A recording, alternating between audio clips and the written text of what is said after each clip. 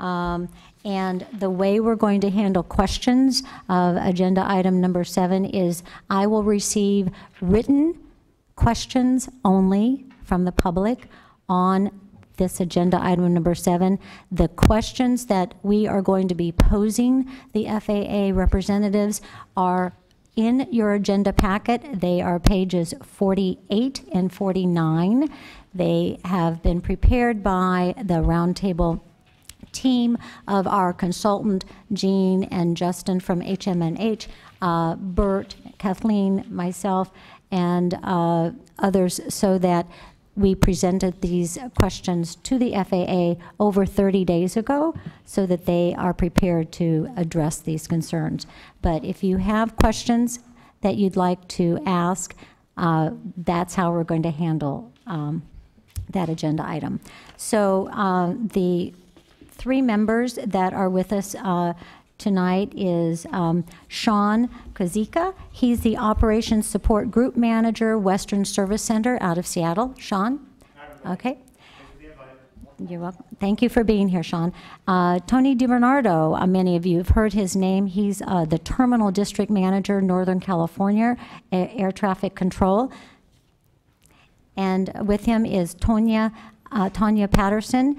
She is the Assistant Deputy Manager of Northern California Air Traffic Control. So they are prepared to answer and talk to us about the questions that are on pages 48 and 49. And James, I see that Sue Degree has come from Pacifica, and there's one other, it's a new face, I don't know. Julia Mates, State of Belmont. Belmont, thank you. Oh, how did you get here? You just scared me to death. I saw you come in. Thank you. All right, so I'm going to open it up to public comments. Again, I do have some public comment speaker cards. We're going to give you 2 minutes, and it has to be on items that are not on the agenda.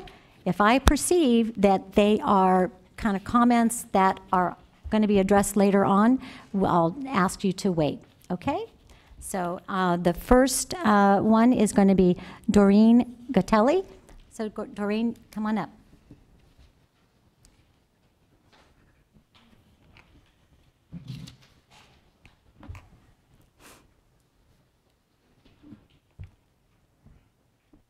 Hello, Roundtable Committee and everybody else.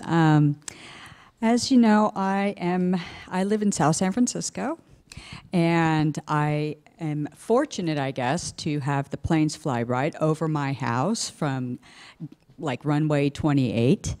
And I was gonna get up here and just kind of say, you know, I get so frustrated with the planes flying over lately. It's like they keep me up at night.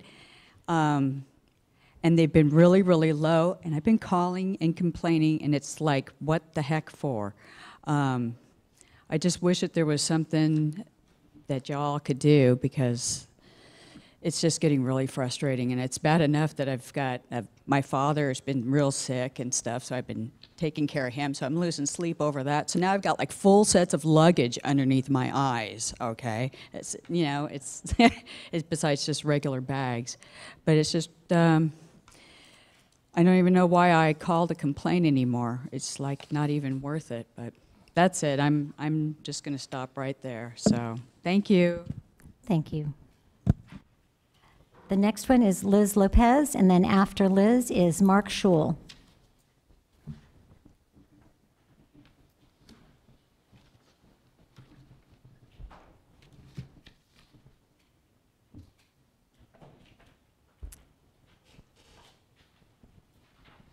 Hi, everybody. I'm here from San Francisco, from Visitation Valley. So we're the southernmost portion of San Francisco. And as far as what I wanted to bring up was noise shifting, flight shifting. And I just wanted to make sure that everybody on the roundtable had a clear definition in their mind of what flight shifting and noise shifting was. Like if I asked somebody, would flight shifting be considered flight shifting or noise shifting if it only involved 10 flights, or if it only involved 20 flights, Or is it anything over 50 or 100? I just wanted to know, do people understand like little idiosyncrasies like that? Is that, or is it considered noise shifting if it's shifting from one community to another and the flights are going to be over 6,000, over 8,000? Is there a certain number where it becomes noise shifting? There's just like little idiosyncrasies that I'm just curious if people are just aware of, or if this hasn't been addressed. So that's my question. Thank you. Thank you. Okay, next. It might be interesting to add that component to the question that you're going to ask the FAA. In question number 2? Yes. Thank you, Mark. Mark? My name is Mark. Yeah, my name is Mark Shaw. I live in Palo Alto. Actually, it's not on. I want to bring up 2 concerns and a request. My first concern is a recent increase in noise from speed breaks at Eddy, and the second is about the new side-by waypoint. Starting several months ago, about 50% or more of the planes coming off the surface structure at Eddy are deploying air brakes. This seems to coincide with the Class B changes that the FAA is citing as part of the Select Committee Recommendation 1.1. United, Delta, and Alaska flying Airbus and Boeing aircraft show speeds between 256 and 270 knots after passing not 1 but 2 mandatory 240-knot waypoints at Eddy and Narwhal, even after deploying the air brakes. Whatever the current design might be, it does not appear to be working. My second point is side-by. This waypoint was created as part of the FAA's response to Roundtable and Select Committee requests. Side-by's purpose appears to be to enable bodega and oceanic traffic to be merged not at Menlo, but on the other side of Palo Alto, such that all 3 procedures cut a concentrated path across the center of the city, defined by side-by at one end and Menlo on the other. I agree that the Roundtable does not try to move noise, but if you remain silent when the FAA's response to your request includes changes that move noise on others, it's almost the same thing. These changes add up. In April of 2000, SFO issued a press release stating, quote, 70 aircraft a day use the inbound route from Palo Alto to SFO. Today, there are 300 or more planes a day over Palo Alto. This is a 400% increase. Yet if you compare total ATC operations for SFO from April 2000, the same month as the press release, to April 2018, the increase in total SFO traffic is about 10%. In other words, the massive increase over Palo Alto is from traffic being moved from one point to another, not from overall SFO growth. I know that departures are super noisy and that NextGen gave everybody more noise, but no other community has gained this much, and is at all 3 arrival procedures cutting across the center of it, now defined by the new side-by to Menlo corridor. Mark? For the, one sentence? One sentence. Yeah, for these reasons, 2 requests. You put Palo Alto on the roundtable so we can know about and address these issues, and 2, that you insist that SFO install permanent noise monitors across Palo Alto. Thank you. Thank you. All right. Okay. Thank you all. So our next item is our consent agenda, and that would be items number 3 and number 4. I do have a speaker slip from Peter Grace on item number 4. Does any member of the roundtable wish to comment or pull either item number 3 or 4 on the consent? I actually have a question on item 4. So shall we let Peter go first? Yeah. Okay, Peter. 2 minutes, Peter. I got it. I like mine. All right. Is this on then? Yes, go. No, I promise I'll be less than 2 minutes. My name is Peter Grace, and I live in Brisbane. I want to comment on the director's reports. Please turn to the March report for 2018. In your package, it's page 18. And it's titled Aircraft Noise Monitoring Systems on page 18. Can you look at that, page 18? You will see a table that lists the noise monitors and the average number of noise events at each monitor for March 2018. Many of you will have a monitor in your city. the noise monitors are set to a minimum threshold of 65 decibels. Please hold this page 18 to look at it. I'm now going to say 3 things that are important. The first is, I asked the SFO Noise Office for all the noise events recorded at Brisbane Monitor since January 2018. Secondly, the San Francisco Noise Office has enabled online viewing of the noise levels at each of the monitors listed on page 18. The information is archived online. So we've got the number of events, and also you can see it online. My curiosity was piqued, so I did a count on one particular bad day in Brisbane for a full 24 hours. The San Francisco Noise Office reported 55 events over 65 decibels, but my count was 77 events, a full 40% higher, a full 40% higher number of events. So I wrote to the San Francisco Noise Office and asked why there was such a large discrepancy between their results of 55 and my results of 77. Their reply, and this is important, the noise monitoring site has to have the noise event above the threshold for 8 seconds and cannot rise or fall fast more than 5. Thank you, Peter. So I would request that you study why this is happening and whether this discrepancy is acceptable or not. I don't think the 40% difference is acceptable. Thank you. Anne? Hi, thank you. I actually kind of went through these and I calculated which cities had how many air monitoring devices. And I've been on the roundtable a couple of years now, and we have a new city manager, interim right now. We may have another new city manager after that, but I'll be meeting with them to look at where the monitoring devices are and if they're capturing simply in-flight noise or ground-based noise. And I don't know if other cities want to, let's talk about it, because certain cities like Brisbane has 1 monitor, Daly City has 2, South San Francisco has 7. I would like to know the logic behind the placement of the air monitoring devices and which devices they're getting. So I just want to put that out there as information as I'm really diving down into this, trying to figure out the noise. Thank you. So James, what would we work that through? Would that be in the technical working group? I know we're going through the initiative procedures, or would that be in another kind of subcommittee that we could do an ad hoc committee to do that study?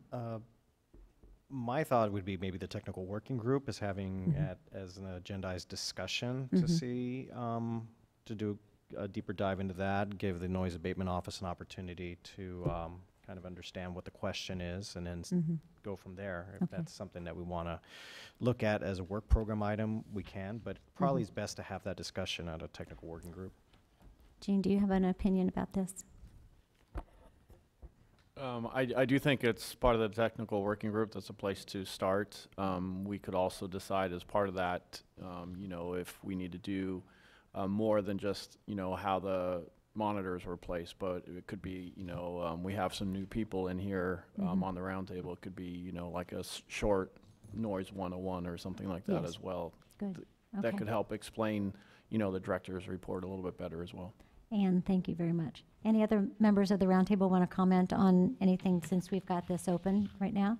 Otherwise, I'd call for the motion to approve the consent agenda. Move. Second. Any discussion? All in favor? Aye. Any opposed? Any abstention? Motion passes. So our regular agenda, ta-da, we have Doug Yekel. Always a pleasure. Thanks, Elizabeth. I can actually combine items 5 and 6 together if that saves a little bit of time. So just a few updates from the airport. First of all, some updates regarding Bert's team. As you know, Bert's team is working through a bit of attrition. We're going to be posting a senior noise abatement specialist position in the next few days. And we're also proud to be hosting a summer college intern, Wing Kwok. Welcome, Wing. Wing is currently studying at San Jose State University, so good to have him with us, and thank you for joining us. Wanted to quickly talk about GBAS. This is the initiative the airport is funding, ground-based augmentation system, GPS landing technology. We had a good discussion On July 12th, in the technical working group, members of our team made a presentation to the group that was there. I would say that the city of Palo Alto was well represented with residents, which was good to see because this is a city that could potentially benefit from what GBAS has to offer. So we really want to push for that community participation in the technical working group. We see the technical working group as really the place to get into the weeds, into real deep discussions about these potential procedures and what some concerns might be. I think one of the takeaways is, you know, we're looking at potential GBAS procedures for every one of our runways, but we want to prioritize procedures that are likely to be used the most. And what I mean by that is we're going to start by looking at procedures that are related to runways 28 left and right, because that's about 85% of our arrivals throughout the year. So we had some good dialogue there. Really, our next step is to prioritize the procedures that we want to submit to the FAA for evaluation.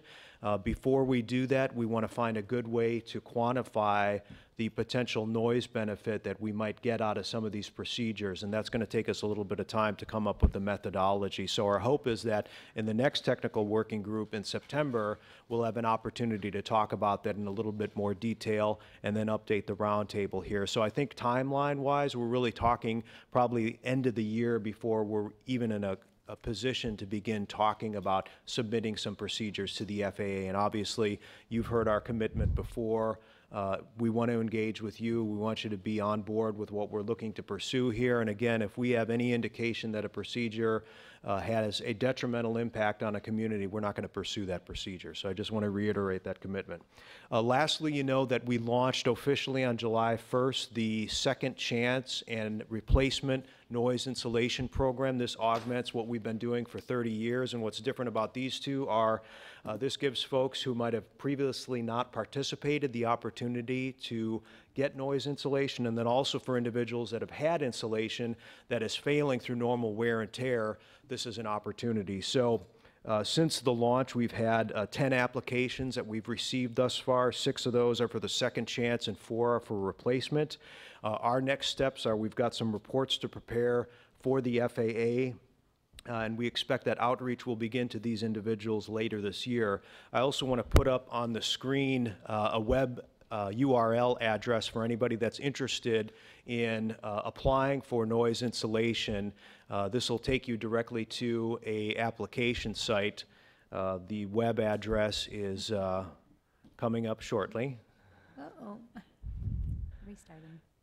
And again, our goal here is that people can go directly to this website and complete an application online to be evaluated for noise insulation. And there it is, flysfo.com/noise insulation. Whoa, it went off. Oh, Ever so briefly. There we go. Okay, so that's the website that we direct people to who are interested in applying for either the second chance or the replacement noise insulation. And that's all the updates that I have. Thank you. Thank you so much, then. Yes, I was going to open up to the roundtable for any comments or questions. Yeah, I have a Janet. comment. So thank you for that. This is exciting. As we move forward and these get, actually, they start going into action, could we get a report back, if not from those who are currently going through it, to see how it's working? Because we obviously have more modern things to use today. So I would like to get a report back somewhere down the road from those that are actually receiving these upgrades or these mitigations to see how it's working for them. Okay. Anyone? Sue? Right, so the, can never remember how to say that, GBA? GBAS. GBAS. I believe once before I brought this up that I thought that the San Francisco Roundtable should make an official statement that we're concerned about this procedure, and we want to make very sure that it's not going to affect noise in any old places or new places. The reason I suggested that was because we went through this whole thing regarding NextGen, and when we heard about NextGen, it was going to be the world's greatest thing, and we all accepted that, oh, this is great. This is going to be the world's next greatest thing. And then when it actually happens, here we are having years and years of horrible pain and listening to people in pain. And then the second, so I still would, I know we're doing studies, and I liked what we said there, and I liked how the meeting went so far, but I'm concerned that, like, when we went back to say we had issues with Next Gen, the statement was, you didn't write them down, you didn't send them in. So I don't want to be in that position again, if it wasn't written down, wasn't in the proper whatever slot, so create a proper slot and put it in or something like that. The second part was, so the noise insulation thing, I was really happy about that, because Northern Pacifica was one of the very first places that I was affected by noise, and we did a lot of lobbying, and at that time got noise insulation, so I was really giddy happy. But when we applied, no, they're not in that scope. So I have very unhappy residents. I'm very disappointed, and so at the least we can do, I think, for areas like that that are now suffering more, and they, at least those people, could have some kind of insulation where they've had it before, and their insulation is, how did you say it was, worn out or something like that? And we have a whole new section of Pacifica that is in noise and is not affected by this at all as well. So those are two major concerns. Okay. Any other roundtable members? Al? I imagine the criteria is in that website for qualifying, Doug? That's correct, and individuals that submit, our vendor will evaluate their location. I think one of the things we talked about in a previous meeting is we obviously want to help the folks that have the greatest need. We want to help the folks that currently reside within that contour, but we're not going to discount folks that might be on the fringe or on the cusp or may have previously been within that contour. So we anticipate creating a wait list, if you will, because we're allocating a certain number of funds every year for this, and we want to use it, right? So if we find that folks within the contour have all been insulated or replaced insulation, and we've still got funds to allocate, we're going to go back to that wait list. So we'd encourage anyone, you know, we'll make the assessment and we'll keep these folks on the list, and we'll update you on the status of how many individuals we're insulating. Ann, did you have? Just a clarification. Second chance means people whose communities signed up for the program, but they didn't themselves sign up? Or are these for the couple of cities that chose not to be part of the program? So these would be for homeowners who, just to back up a second, our longstanding program allows when a house changes hands, if the previous homeowner declined insulation and a new owner is in that property now, they are eligible to participate in the original program we've been doing since the 80s. What this is for is there's been no change in home ownership. It's the same homeowner, and for whatever reason, they had previously declined or not participated. This is their second chance to now receive insulation. Excellent. And then insulation, just for clarification, if there's anybody new, we're talking about both insulation in attics as well as windows. That's correct, and Bert, feel free to elaborate on that if you like.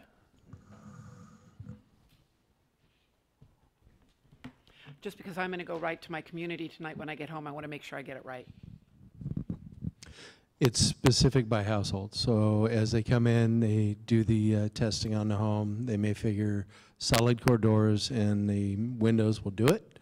It could mean that they need to apply insulation in the attic. It's very household specific. Chimney dampeners, there's also many projects. Thank you. Yes, ma'am. Mark and then Terry. Or I could say Terry and then Mark, but you know, that's okay. Either way. I was just wondering, for the most part, the first priority is residents that are within the noise contour, the 65 dBA, and then what kind of outreach is the airport doing to reach out to the communities that are in that? And if we can get a little update on what that outreach is to those households. Yeah, we're in the process of identifying the dwellings that could be potentially eligible, and then we'll be looking to do some outreach around that. We always appreciate the support of this roundtable. You're a direct link to your residents, so that's part of one of the reasons we wanted to publicize this website, is because we do need your help as well in getting the word out. Mark. Thank you, Chair Lewis. Mr. Yackel, remind me the amount of money. I think Ivar had indicated that the Airport Commission agreed to an amount of money. What was that again? Right, so we're budgeting $1 million annually for the second chance and replacement elements of this. So if we went back in time and we were looking at, maybe the program originally started some 25 years ago, is that? Yeah, mid-'80s. So $1 million would have gone a lot further back then. And I appreciate the effort, but in construction, we all know if we have projects in our hometowns or personal projects, $1 million doesn't go very far. So how many homes do you think that you can satisfy in a year? Good question. We're thinking that this funding will cover about 30 properties per year. And I to have a tremendously long wait list, I guarantee you. But well, thank you for the okay. I guess a question would be, what if you are really substantially oversubscribed? Is there any more funds that could be made available? So this is really a starting point for us. We were hearing loud and clear from the residents that were attending this forum that there was an interest in replacing or giving folks a second chance. So this isn't set in stone. This is merely a starting place. I was hoping to see more than 10 people applying within a month of the program launch, but I think it tells us that we need to work collectively to get the word out about this. My hope is that we do have a long waiting list, that there is a demand for this. And again, this is really a starting point. We've certainly got the freedom and flexibility to reevaluate this as we move forward into coming years. Okay, so I really encourage all the Roundtable elected officials here to reach out to your communities in every way that you know how to, that would be eligible, that you think. Anyone else? I do have some speaker slips on the item number 6, Ivar, so you're not finished yet. We have Robert Holbrook, and then Mark Scholl, and then Mary Jo Fremont, and those 3. So. Robert, you want to go first? 2 minutes, please.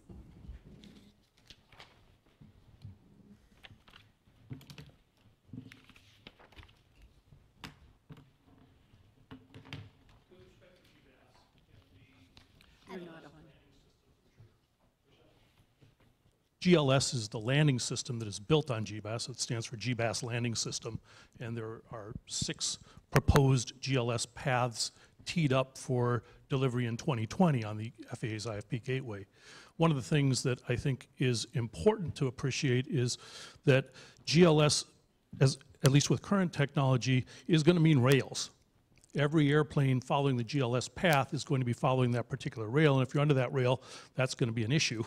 Now, the rails are more flexible, they can be bent more in multiple directions, and so that's all good.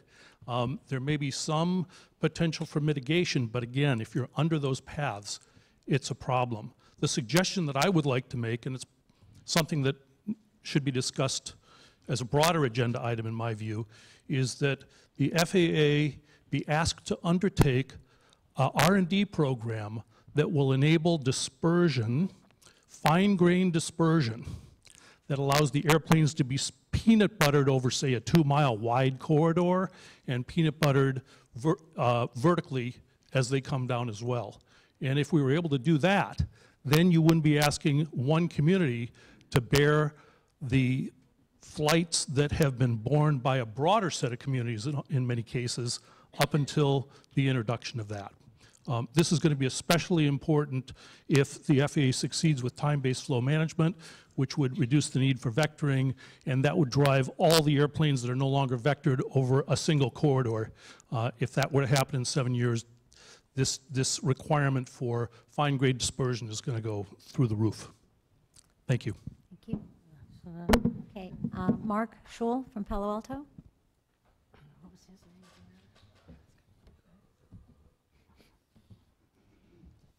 Thank you, Mark Scholl again. I've long viewed GBAS, specifically RNP to GBAS, which is, GBAS is a landing system, but there is a transition between the end of the star, the arrival star, and GBAS, which needs to be RNP. I think it is something that really could help reduce noise over the community, but I have 2 concerns about what I've seen so far of SFO's program. And so in general, thank you, and I think it's great.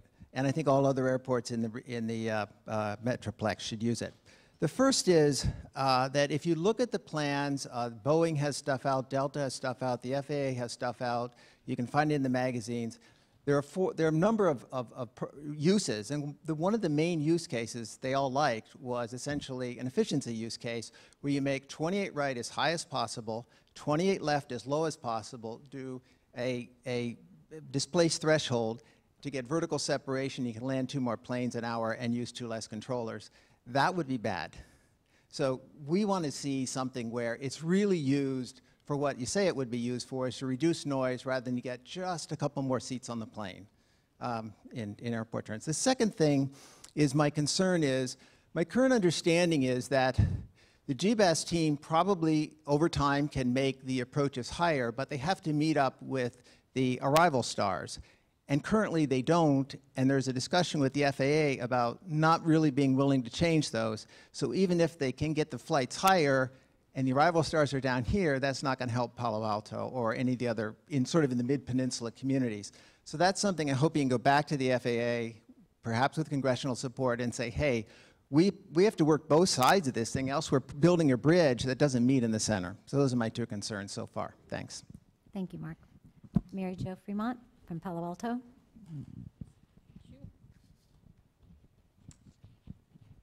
My name is Mary Jo Fremont. I'm also from Palo Alto.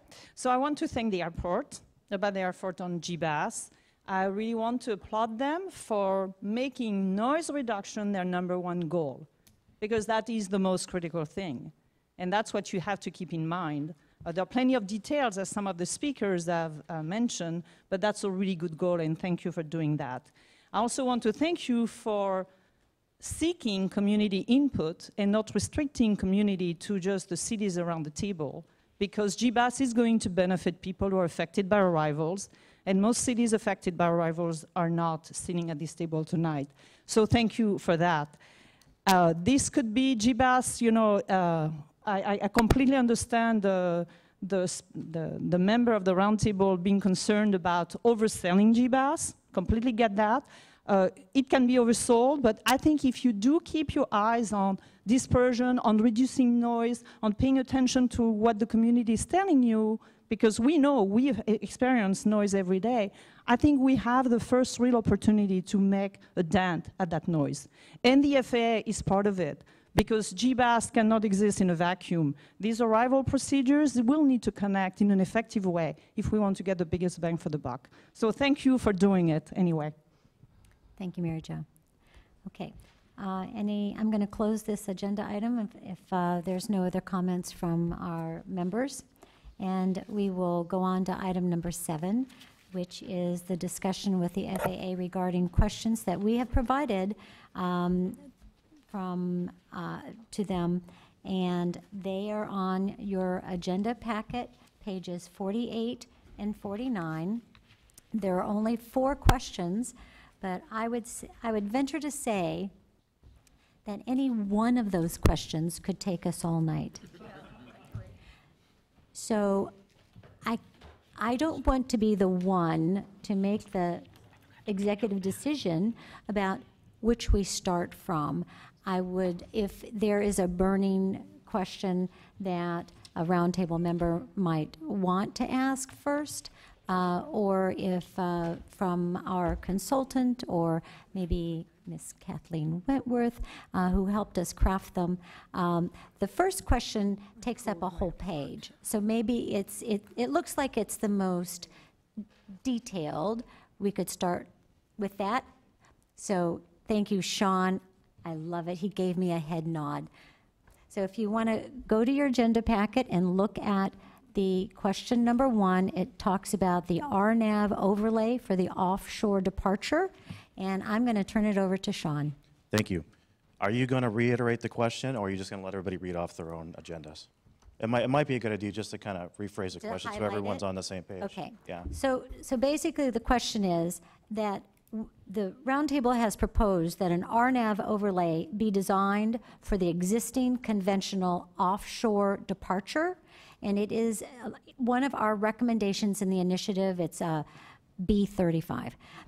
And the FAA, in their response to us, Appendix D 2.35, cites that there is no technical reason why this can't be done. And then we inserted in the agenda packet the rationale that the FAA gave us. But we believe that the use of the offshore departure path in a new RNAV procedure would do three things. It would serve the purposes of the national airspace system by using satellite technology. It would respect a historical flight procedure path, or paths, plural, and it would reduce the additional noise impact to residents that is increased by the use of NextGen on the stick and the young transition path when compared to the offshore departures largely over water flight path. Okay, so now that we believe the FAA has determined a safe path for the young transition while avoiding the special use airspace, how can this new knowledge be applied to the creation of an RNAV overlay for the offshore departure path? And then asking what other technical reasons, if any, prohibit the creation of this overlay. And there you go. Thank you very much. Appreciate you setting the stage for me. So there's a few different things going on here, as you guys can tell. So we talked a little bit about the conventional departure procedure, the offshore, and there's a few RNAV departure procedures in there as well. So the idea behind, I guess the premise of the original question was to have more traffic on the offshore route and use an RNAV overlay to do that. Well, the young transition is currently not used. That is going to change on September 13th. That's a Thursday. So they're going to start using that transition. The reason it was delayed, and you might see it if you track the notices to airmen, you might see that it's actually published but NOTAM not available. The reason is it didn't provide the proper separation from the warning areas out over the water. So that's been remedied, and the new amended young transition will publish on September 13th. The original question, well, there's no technical reason why you couldn't create an RNAV overlay for the offshore departure procedure. However, I'm not sure it actually alleviates your original concern, because the same restrictions for using that procedure based on the military warning areas being active would apply to the new RNAV overlay just as it does the offshore departure procedure. So while there isn't a specific reason why we couldn't do that, there currently doesn't look to be a benefit to doing it, either on the operational side or, in your case, your original premise, it wouldn't match what you guys were looking for. The same restrictions would apply. Okay. So will you take a question or two from the roundtable body? I'll do my best. Okay. Does any of the roundtable members want to comment on this and ask Sean a question? Sue, we'll let you go first. I'd like a clarification when you said something about warning. Were you referring to the military airspace section? Is that what you're? Yes, ma'am. It's called Warning Area 285, and it's broken down into different sections, but it's military airspace that's offshore, and many of the departure procedures and arrival procedures, in fact, are designed to avoid that airspace, because there's what we call hazardous flight activity going on in those warning areas that could present a hazard to aircraft that are traveling through there. So, yeah. Okay. Kathleen, do you have a comment on this? I wonder, maybe, you know, you want to see the current procedure, or what are you looking to see? Elizabeth, do you have something available? I mean, I have the procedure here, but I don't know if the roundtable is prepared to display it. Bert? Bert usually can display anything, and he can draw flight paths at a drop of the hat. I think, mean, Kathleen, wonderful. you just want to see the departure procedure? What we're talking.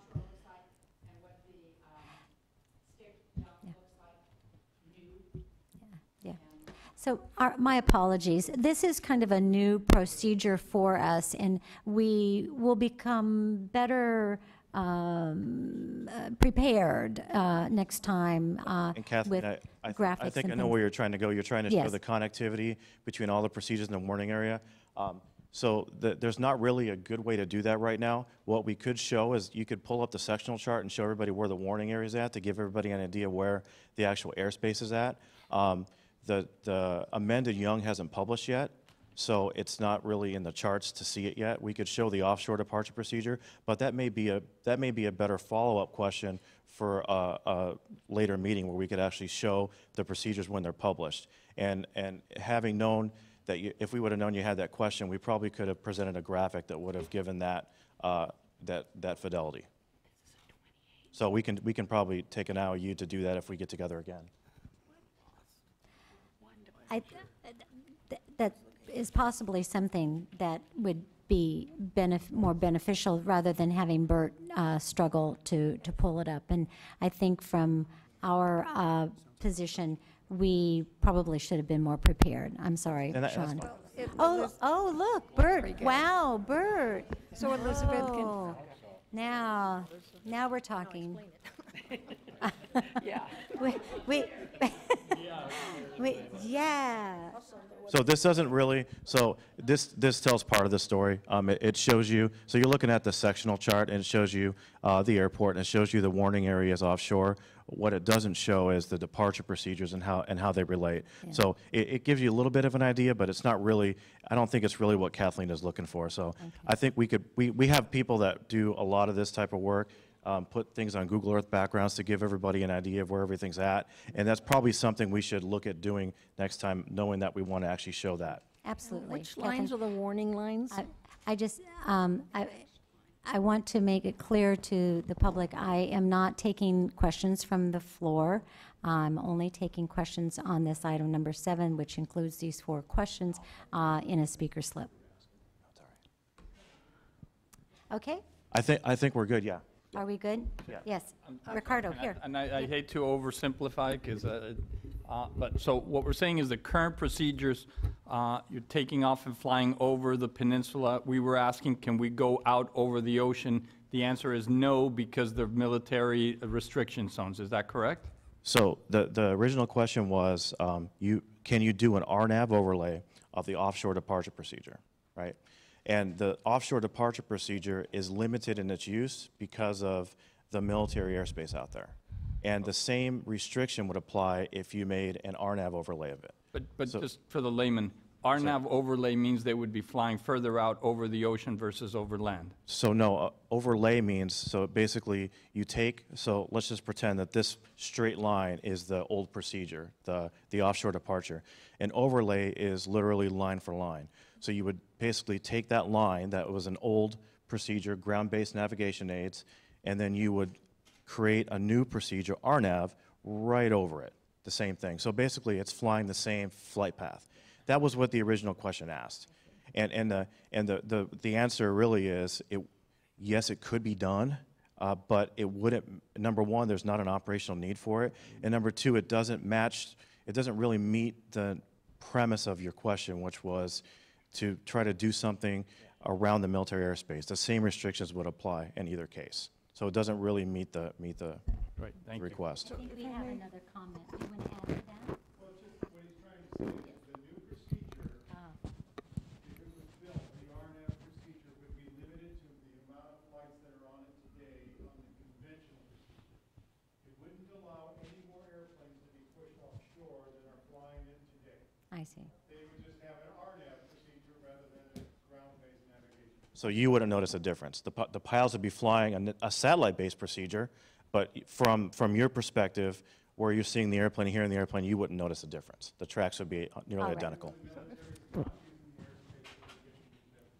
Okay, I'm going to bring it back to the roundtable. Anne has a question. Actually, it's very nice to have our new visitors.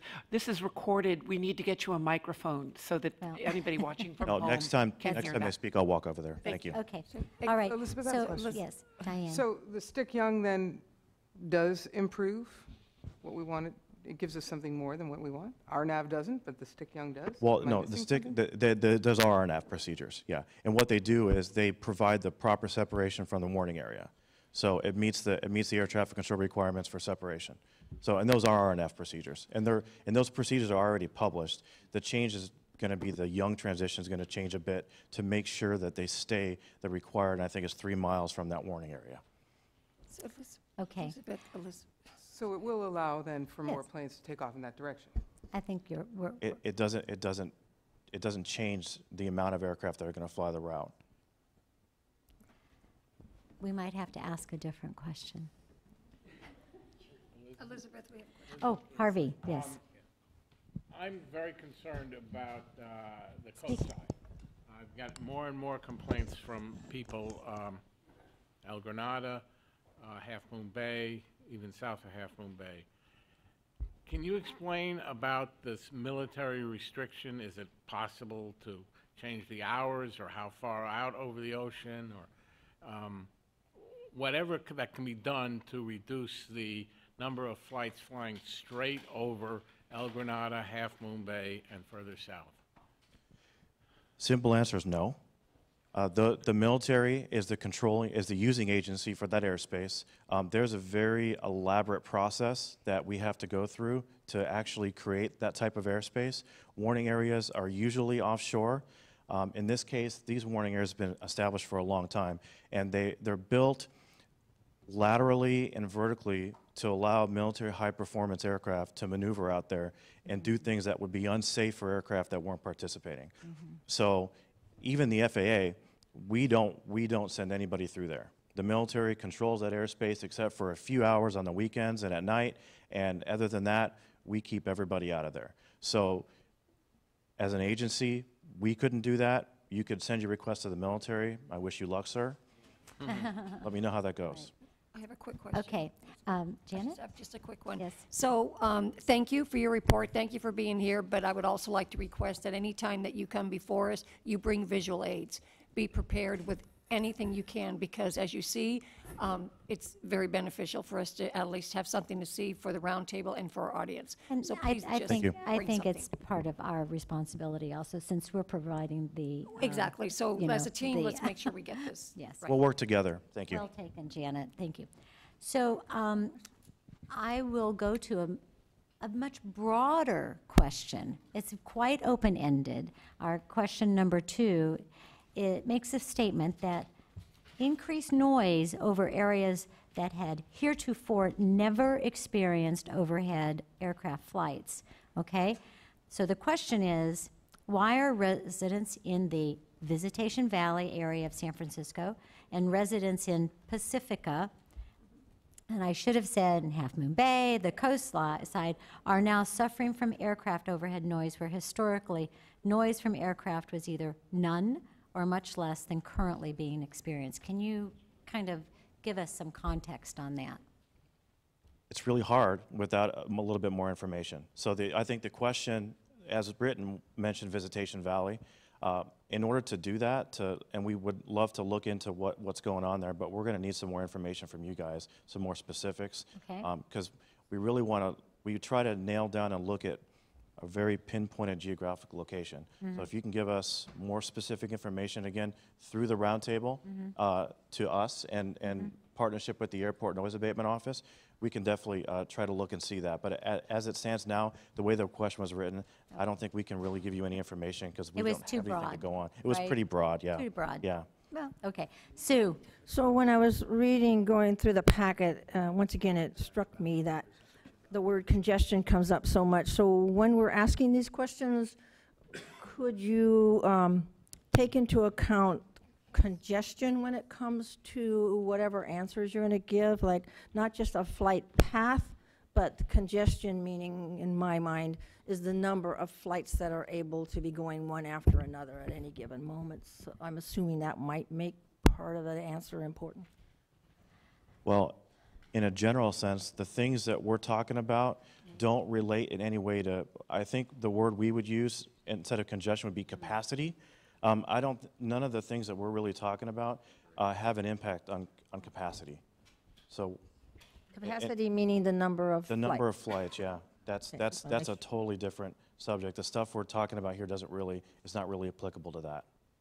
Okay. Well, can I pursue that a little bit more? Sure. So am I understanding that the number of flights one right after another does not contribute to more noise if there was less one right after another one, or a further distance? Well, when you're talking about one after another, there could be a lot of different things going on, right? Right. You have, when you have an airport, especially a busy airport like San Francisco International, there are scientific studies that go on to see how long an aircraft is on a runway, how many aircraft can take off in an hour, what's the throughput. There's a lot of science that goes into that. So that's why that the capacity slash congestion and the way you phrased it is a pretty broad subject. I think where you're going though is when you're talking on these specific routes here, capacity in our mind as air traffic control is we're a safety organization. And so we have a mandated set of separation requirements that we have to comply with. So that is our capacity. I think so. James, I think we lost his microphone. And it's different based on the aircraft. That's basically our capacity. We don't go and we don't build a procedure like, for example, we talked about the offshore. We don't build an offshore departure and say, this is how many aircraft can fly this. The system doesn't work that way. It's based on our separation standards and what an airport can or cannot handle. Yes.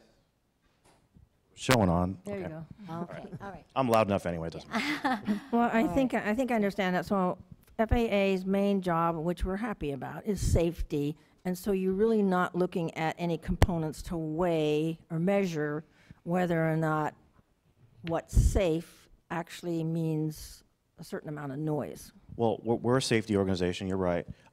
When we also aim for efficiency, obviously. We have an obligation to you guys as the taxpayers to make sure your flight's on time and your aircraft uses as least amount of fuel as possible. However, we have to balance that with safety. So what I'm getting at is the stuff that we're talking about here, capacity and volume doesn't really come into play in this situation.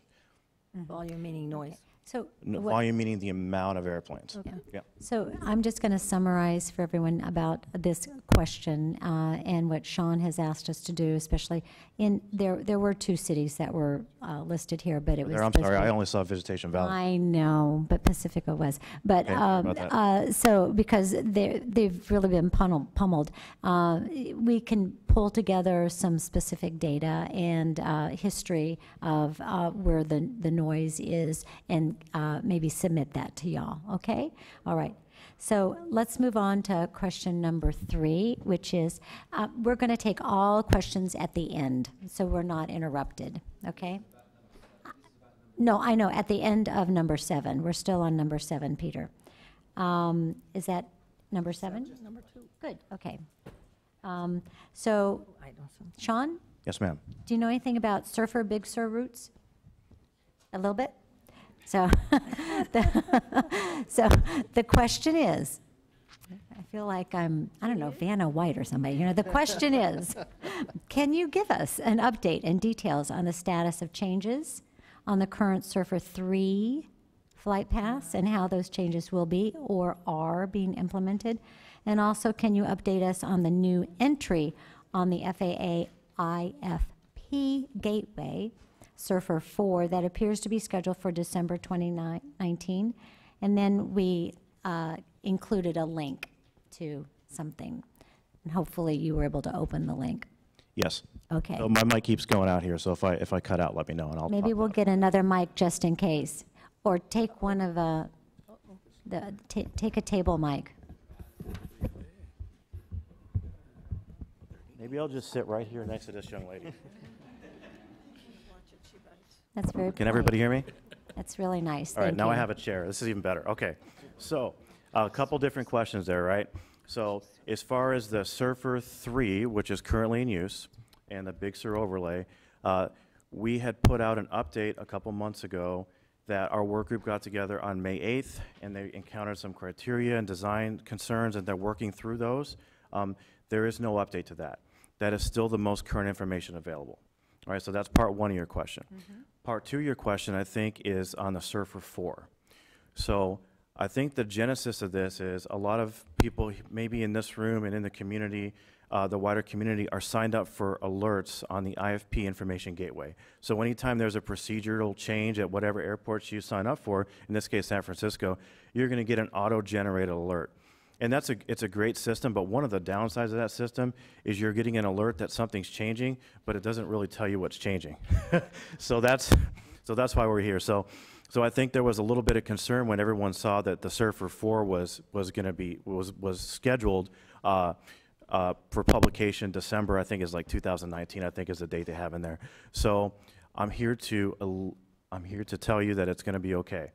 because the Surfer 4, And the trust only you. change on the Surfer 4 is a fixed name. So there is a fix on the Surfer 3 called Norwal. There's also a fix located pretty close by called Gnarly. When the controllers and the pilots are communicating on the radios, there's been some confusion, and those fixed names sound pretty similar. Anytime, and our airline pilots can hopefully back me up here, anytime we have those situations, in order for safety reasons, we change one or both of them. In this case, we're going to change the name of Norwal to a 5-letter fixed name that has yet to be determined. Oh. The fix where it's located won't change. There won't be changes to flight tracks or anything.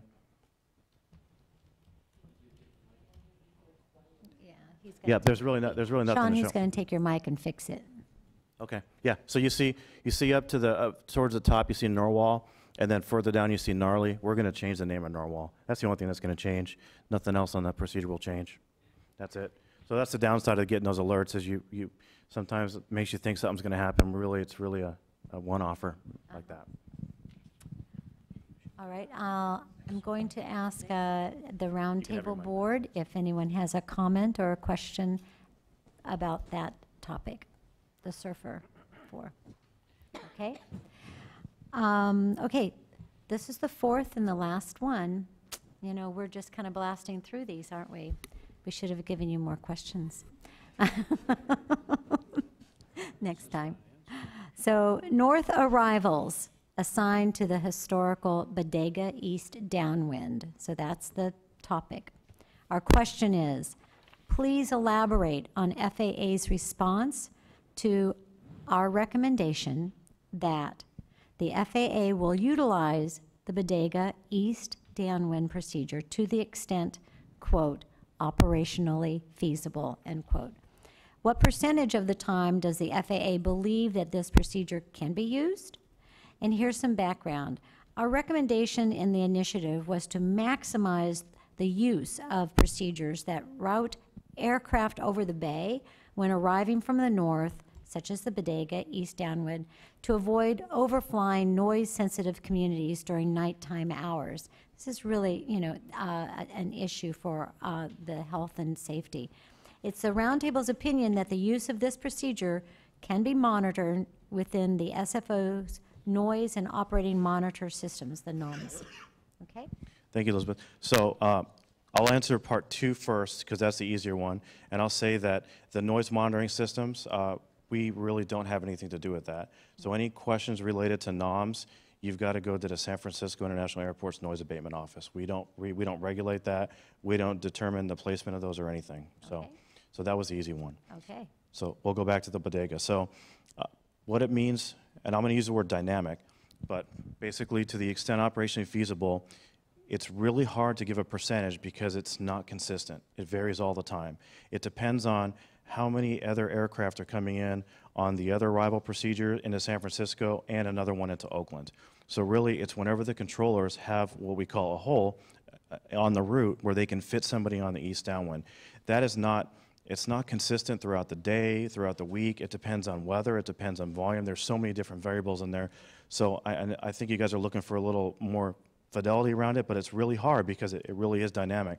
The bottom line is the controllers, you know, with safety as their number one priority, are always doing their best to give this route when they can. And I think the Northern California TRACON actually changed the language in their standard operating procedure recently to make it more, I guess, robust, to make sure that the controllers understand that this is something that really is a preferred route. Again, safety is always going to come first, so they're going to give it as often as they can. Well, that's good. That's good news. That because we've always, I think we all have believed that the air traffic controllers have a lot of power, obviously, to either fly a procedure more quietly or choose a procedure that will be helpful instead of just doing it by rote or without thinking about the people on the ground. So that was my comment. And yeah, you're gonna just to add to Oh. that, as San Francisco Airport can attest to, especially during the summertime, the traffic count which is arrivals and departures at San Francisco, is running about 1,420 to 1,430 operations a day. So that's a combination of arrivals and departures. And the unique thing about San Francisco that has changed over the last few years quite a bit is that we are not running a period of highs and lows of activity levels.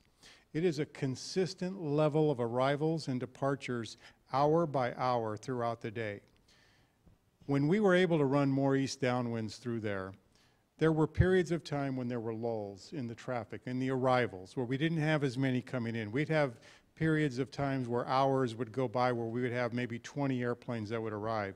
We're averaging a consistent flow in and a consistent flow out. And that means our busiest route that's coming in is on the Diamond. That's everywhere east of the West Coast, right?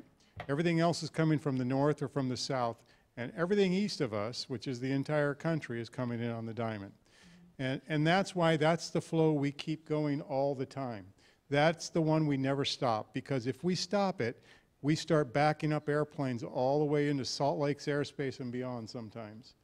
And any pilot in here knows who flies in from the east, they've always got that free put.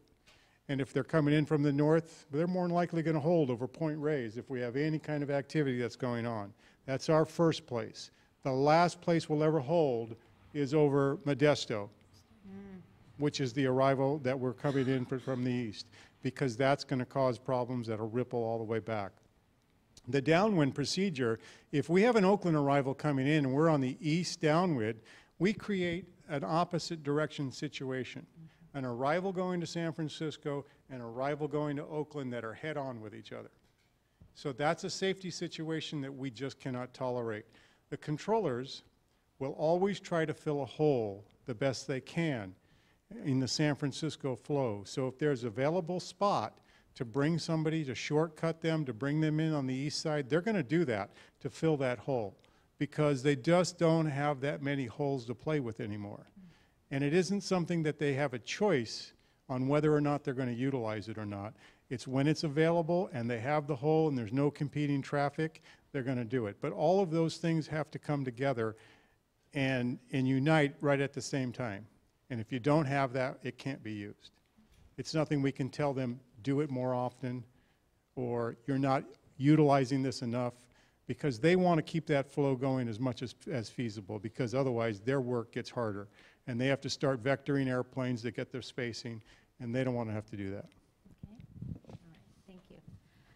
So I'm going to bring it to the roundtable members for any comments before I do the speaker slips. Robert and Mary Jo, you need to write your question on this, because I will read them.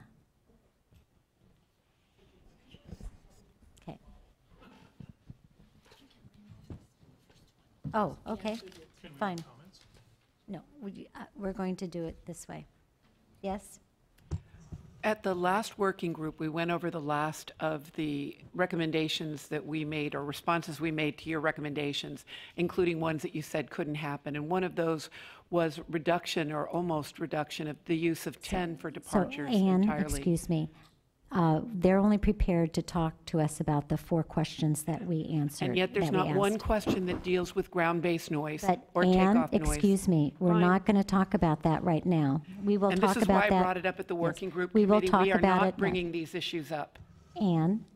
Okay, Elizabeth? We are not, Elizabeth. Anne, the FAA is here to answer the 4 questions, and that's all they are prepared to answer. Those are the conditions upon which they would come, okay? And so that's where we are. If we want to put that type of question into the mix for next time, then we will. We'll talk about that. And that's just the way it is. Elizabeth? Okay, Diane. So I have a question. Going back to number 2, we can ask questions about any of the ones we haven't. Okay. Yes. So I realize that we didn't provide reports. I'd just like to, when were these questions given? Because we got a lot of reports here.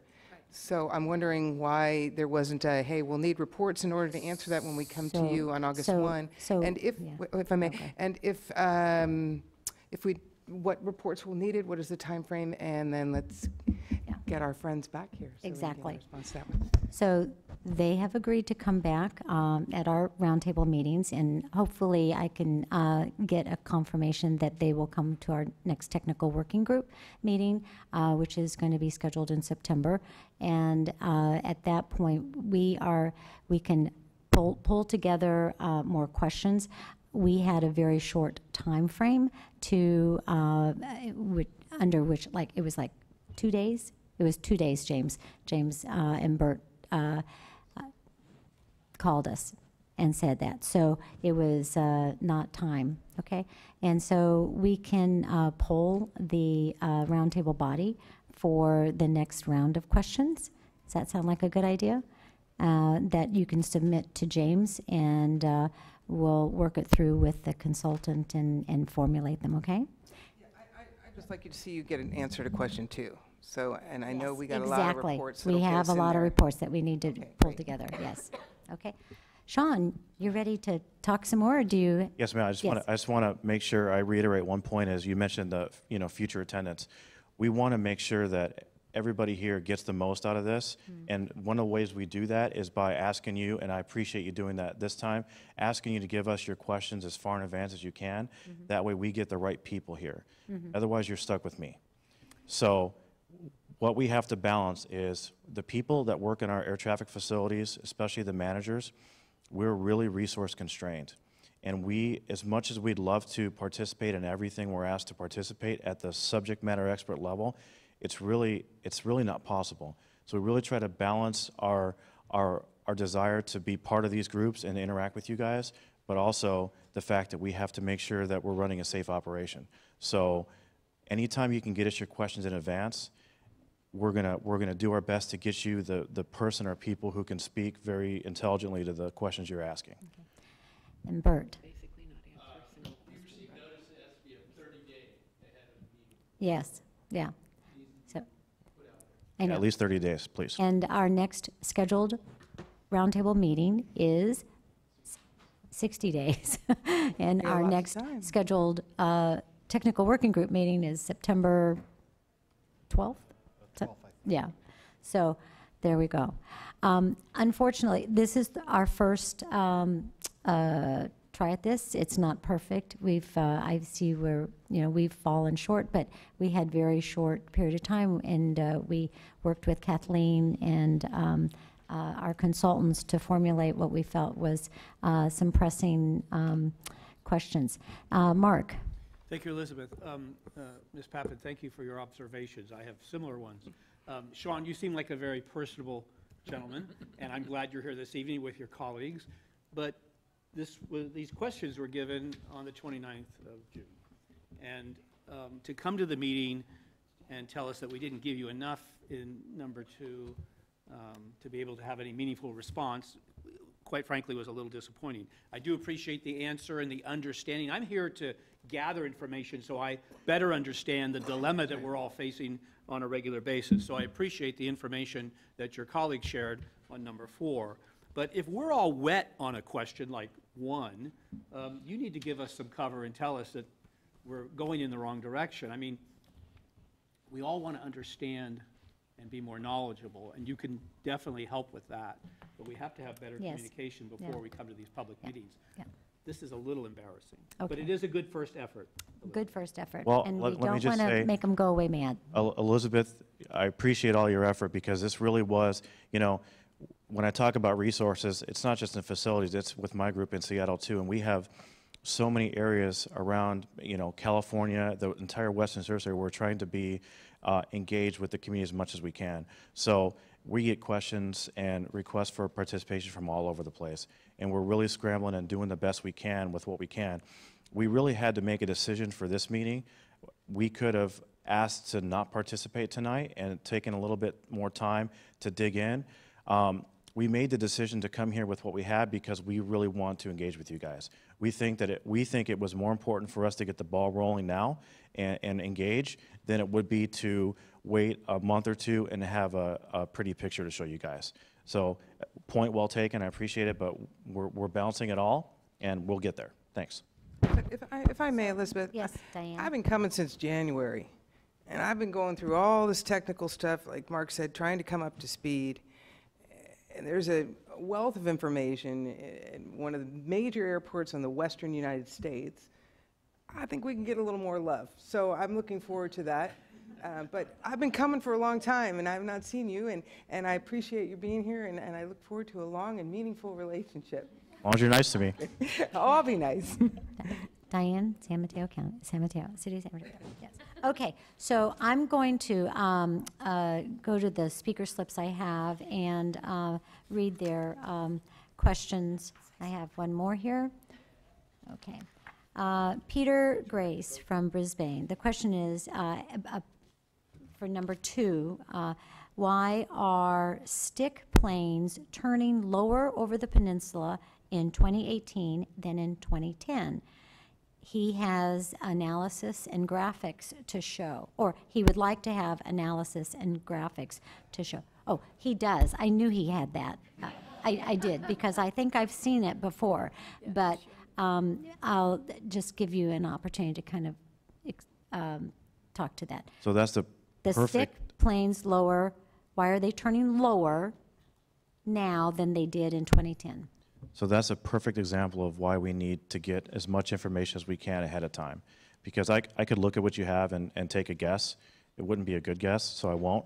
But if you give us the opportunity to dig in and do the research ahead of time, we can come really prepared to speak and give you the information that you're really looking for. Okay, so that's a good example. That's number 2. That's we asked a very broad question. We weren't specific enough. We didn't give enough data. Okay, our bad. Okay, Mary Jo Fremont, Palo Alto, asks about the Bodega East. Did the FAA analyze the differences in the timing of arrivals on Bodega East versus the Diamond? Because Diamond is typically not busy between midnight and 9 a.m. That kind of is different than what Tony was saying, that it's always. And then number 2, what is the minimal amount of separation, vertical and lateral, for opposite direction operations? In other words, what's the minimum distance between Bodega East arrival and an Oakland arrival? Tony, you probably Well, we're talking about a lot of different things. I'm gonna let Tony take this one. You can kind of. So that's a non-standard route. That's a vectored route, so there is nothing established between those 2 routes. The routes that we use that are established when we do use an opposite direction operation out of San Francisco, where we're departing on the 10s and arriving on 2-8, is 25 miles. So you can't have an airplane within 25 miles of the airport before you can depart somebody. If anybody's inside of 25, they cannot depart off that runway. But there is no establishment between 2 airborne routes, because one is a procedural route that's established, one is a vector on an airplane that's going opposite direction. It's an uncontrolled situation and a hazard to safety. So we don't allow the controllers to operate in that. The time frames? No, there's not much traffic going on after midnight. There's not much traffic going on from the north after midnight either. So. Okay. All right. So anyway, yeah. The airport can provide the board here all the numbers they want for airplane and activities of arrivals after midnight. Okay. So on the mid-shift arrival, Bert has all of that information. He knows exactly when airplanes land and when they depart. So that's not an issue. The issue that was in question here is an opposite direction operation, which we don't authorize and we don't allow. Okay. Because we can't control it, and it's a hazard to safety. Thank you. I have 2 speaker slips here with no names on it, but a question that says, will the FAA work with the SFO GBAS team to make sure that the RNP to GLS procedures can meet at altitudes that optimize noise reduction? I think that's something you should put in your minutes and submit to us in writing. Yeah, Yep. because that was not part of the questions.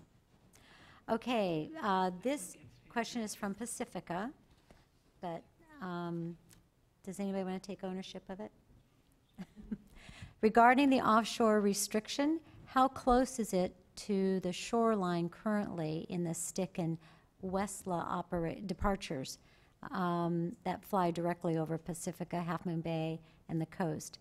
Can these departures be moved slightly to the west so that they are over water, but not impede on the military airspace. Again, we're wanting to, you know, push stuff off the coast and not down our coastline. So two parts. So the first part is I'm going to ask you to talk to the airport, because if you're looking at where a procedure is in relation to a geographic point on land, the airport can help you with that. They can tell you exactly where it's at. To your second point, it's really hard to answer those types of questions because you're talking about one procedure, right? You're talking about moving one procedure, but it's almost like looking at something in a vacuum, because you also need to look at how that procedure interacts with every other procedure to every other airport around there. So it's not a simple answer. So, you know, that's something that you'd have to submit to us in writing. We'd have to dig into. But yeah, I think it was just asking about moving routes, and it's really when you get into the discussion of moving a route, you're really not looking at the whole picture. You're really not answering the question that you're asking, because you need to look at everything else that route interacts with. So saying, can you move this route? That's not really the question we need to be asking. So you'd have to probably give us some more information as to what you're looking to do. Sean, can you kind of phrase a question for us? If the question is how close can an airplane be from the warning area, it's 3 miles. You cannot be any closer than 3 miles. If you're asking how close is the eastern edge of the warning area to the shoreline, that is depicted on a map, and I don't have that off the top of my head, but it's very easy to find out by just looking at a map and determining where the boundary is and where the shoreline is. Okay.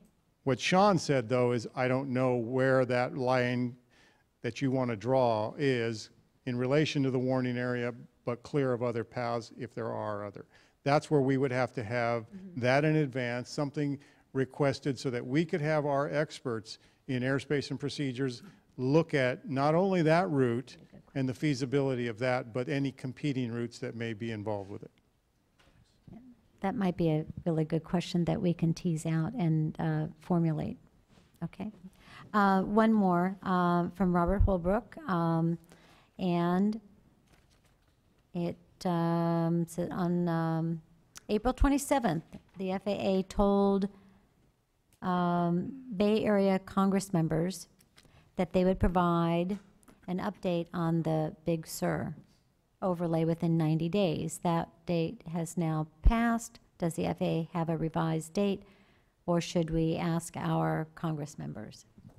So we're still working with the 3 members, SU, Panetta, and Spear, on getting that update out. So as of right now, there's no change. Like I said when I answered the original question, we're hoping to have something out soon, though. Thank you. Okay. And that's all of the public questions, and I'd say thank you very much. And we don't know if we'll see you or another representative, is that correct, in September? It depends on, we're going to have to talk offline about that and exactly what you're looking for and what questions we'll be here to answer. But I'm not going to commit to anything right here. We're going to have a more detailed discussion. Well, I would like to thank every member of the FAA to have come here tonight, but clearly this is our first iteration with this, and I think that we have lessons to learn from the experience tonight, and we have a little bit more breathing room, and we know what the ground rules are, because the ground rules were kind of not forced on us, but I mean, you know, given to us at kind of a late date, and so we were scrambling. But anyway, we really thank you all for being here. Thank you. Thanks. So, okay. Thank you. We will go on. We have 3 more agenda items, and then other matters. So, item number 8 is, and we have plenty of time to go over these. Item number 8 is our follow-up from our July 12th technical working group meeting. I'm going to turn it over to Jean. Our consultants are really managing this expertly. We're going through tediously, I should say, item by item, all of the responses from the initiative. to try to understand. And I'm really hoping that we will have members of the FAA present at our next technical working group meeting to help us figure all this out. So, Gene? Sure. So we, the first part of the technical working group is really with the GBAS information that was provided. Probably took up about half of the working group, but we really appreciate it. That is the place that, you know, that information ought to be conveyed so that the technical working group can then bring it back to the roundtable. So we very much appreciated that. Then we went back through, kept going through the measures on the initiative, and got to all but 3 of those, and the last 3 I think are going to go pretty quick at the next group meeting. And what we plan to do at the next technical working group is likely go back over those things that we had after we go through the last 3, which would be the first few minutes, I believe, maybe a half hour of the technical working group, and then look over the list of items that we come up with. So we'll have that list prepared to go over and begin to start to prioritize the work that results from our recommendations through the technical working group. And bring that all back to the full board as to what actions we can take to formulate more questions and more clarity, maybe reformulate some of the questions that were asked in the initiative, and see how we can measure what metrics, correct, the Yes. things that they said that Determine they can do. how we're going to then proceed with those. And I would assume, based on, you know, the FAA and the process that they want to go through, that we would have questions coming from that. Maybe not the next time, because we got to, you know, get them more formulated. I'm sure there's other questions we can come up with for them, or specific ones that we can before then. But so yes, that's the plan. I'll bring it to the roundtable board. How many of y'all were at the last technical working group meeting? I think there was Sue, Janet, Ann, not many.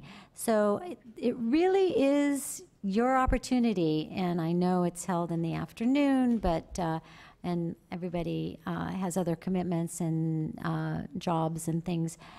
I don't know if we want to consider changing. Well, we have a hard time getting the room. Is that right, James? Yes, so that particular first and second Thursday of every other month seems to work out well to utilize the room. So that's why it's been that way. And it's also been every other month to allow staff to be able to have enough time to prep for it.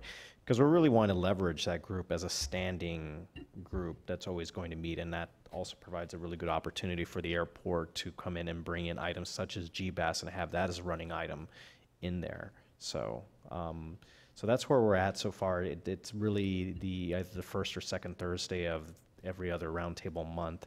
And during the day, we can try to explore other options, but it really is, this room does make it a lot easy for a lot of different logistics. So can I just ask maybe a general show of hands, or if it were held later in the afternoon instead of 1:30 to 4, would more people be able to attend if it were later, like maybe 4 to 6 or something, you know, to get off work? You hit traffic both directions, though. Oh, well, that's traffic. You at least don't have traffic one way. Right.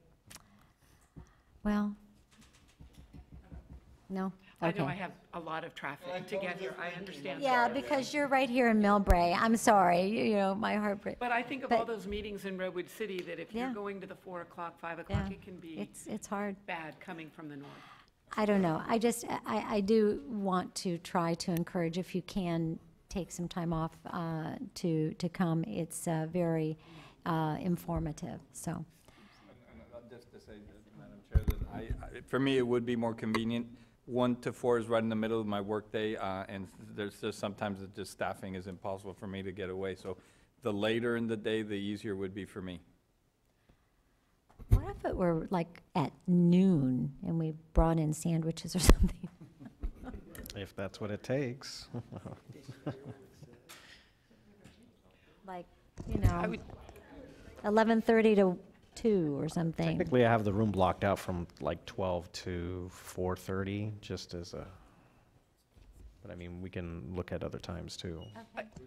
I would only think the only problem when you go into that 4:30 during the school year is this room, I think, Monday through Friday is booked as an after-school activity, especially as we're short on space after the community Right. center fire. But obviously, I can come at any time that it would work. Great. But Great, thank you. Okay. Any other questions about technical working group in public? No. Okay. So item number 9, I do have a speaker card for item number 9, but I want to I want to have James give a report on the work program subcommittee. So I'll keep it brief. Just when we met with the group in back in June, we wanted to take a look at both the strategic plan and the work plan. And just real quick, the strategic plan is what the roundtable's goals are for 3 years out, and then the working plan is every year, and that's the one that we revisit. We spent most of that meeting talking about the strategic plan, and there was a lot of edits and comments that were provided. So we ended that meeting giving some homework to each of the members that were present to look at the document, provide further edits, and we're going to try to convene a meeting in August and see if we could finish that up and start on the work program. The goal really is to have when we're done working with the strategic plan and starting to look at the work plan to kind of figure out what our priorities over the year will be, we want to have that merge with the discussions of the technical working group meeting. As Jean was saying, we're going to start looking at what we've been talking about in regards to the initiative and look at those priorities, and that's how that gets put into the work plan on what we're going to be focusing on and what our priorities are. So that's really all I had on that. There will be a meeting coordinated hopefully sometime in late August, so I will reach out to members and start pulling some dates for that. Okay. Any comments from members? Yes, Ann. so a year ago at this meeting and at the work plan subcommittee meetings, we talked about doing things other than those based around the FAA report. One of those, of course, being issues of ground-based noise and other issues. And I was not at that last meeting. I'm happy to do homework for the city of Millbrae. But at some point, there needs to be issues other than the FAA report. Because it's not helping my people. It's not helping the people of Millbrae. I don't know if it's helping the people of Burlingame. That's why they in Hillsborough have gone off and done their own thing now. They need to start listening to the issues that affect us. We need to start listening to the issues that affect us. And if I'm showing my frustration, I am frustrated. I'm very frustrated because both at the last meeting 2 weeks ago and in previous meetings, we've talked about including ground-based noise as issues that we'll begin to look at. And yet months go by and nothing happens.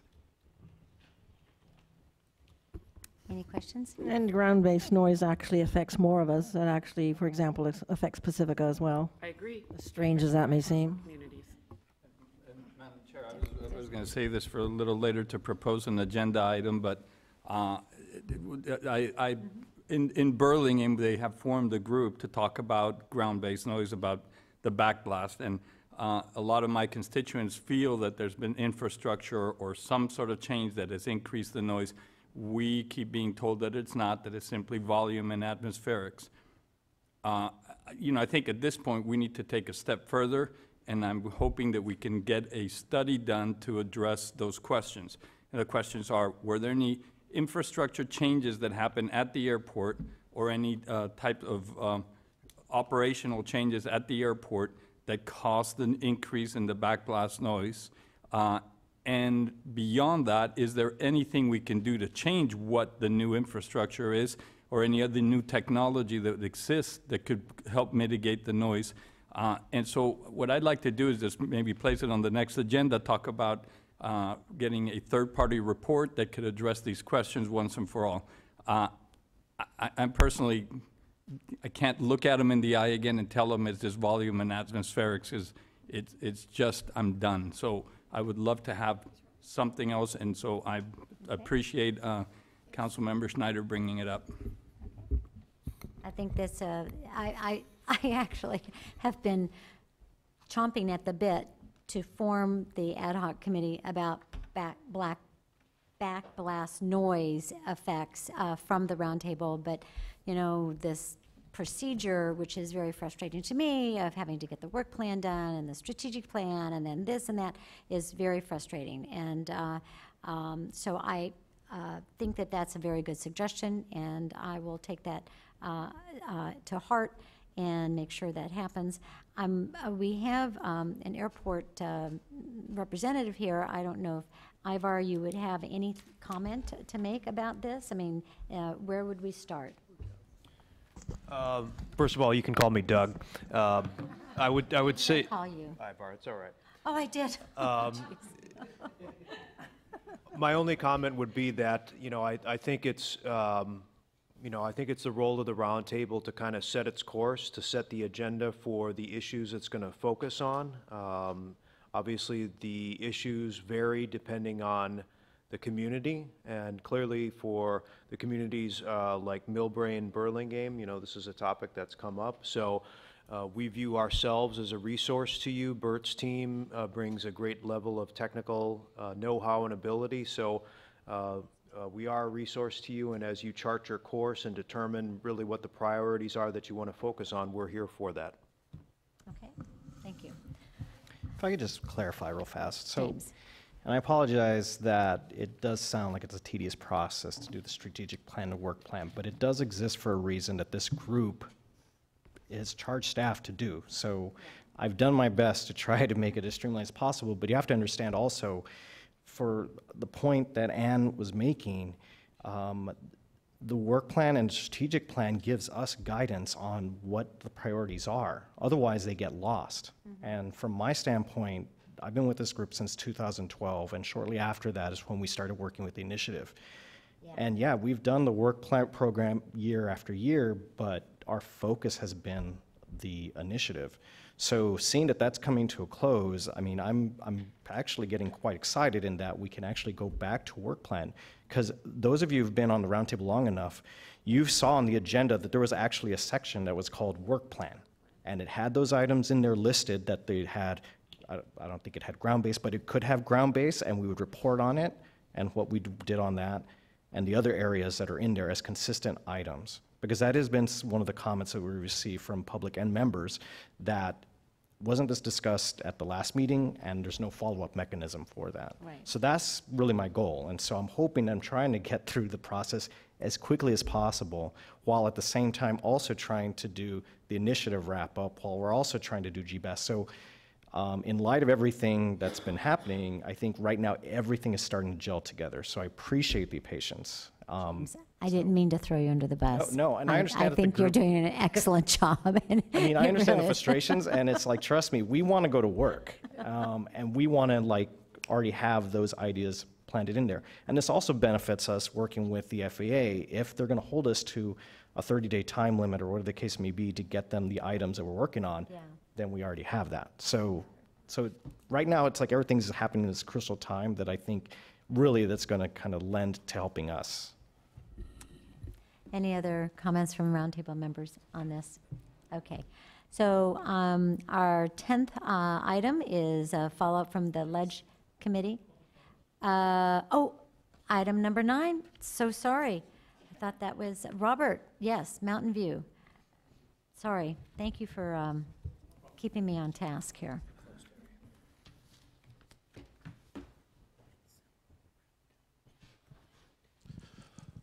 Since the last roundtable, I attended both the legislative working group meeting and the legislative subcommittee meeting and the work program committee meeting. And in the latter, I was pleased to see that there was a sense from many of the people participating that the legislative action should have a higher priority than maybe they've been given in the past.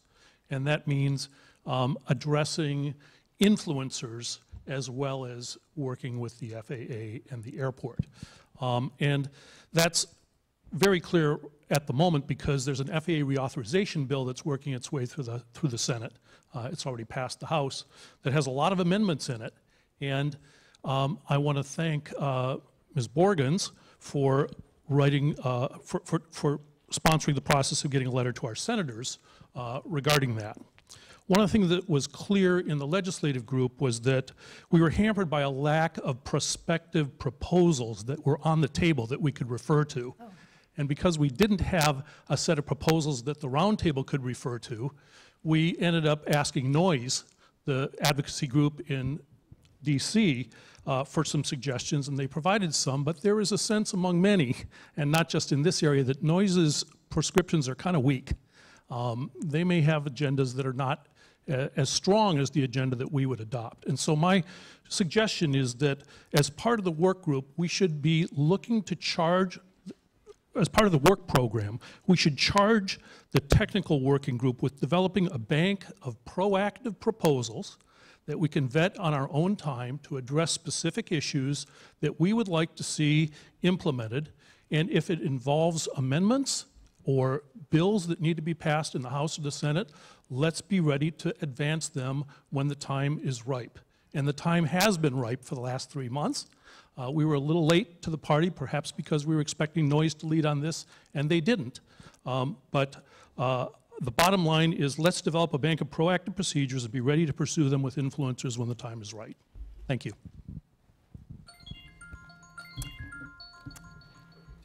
Perfect. There you go. Okay.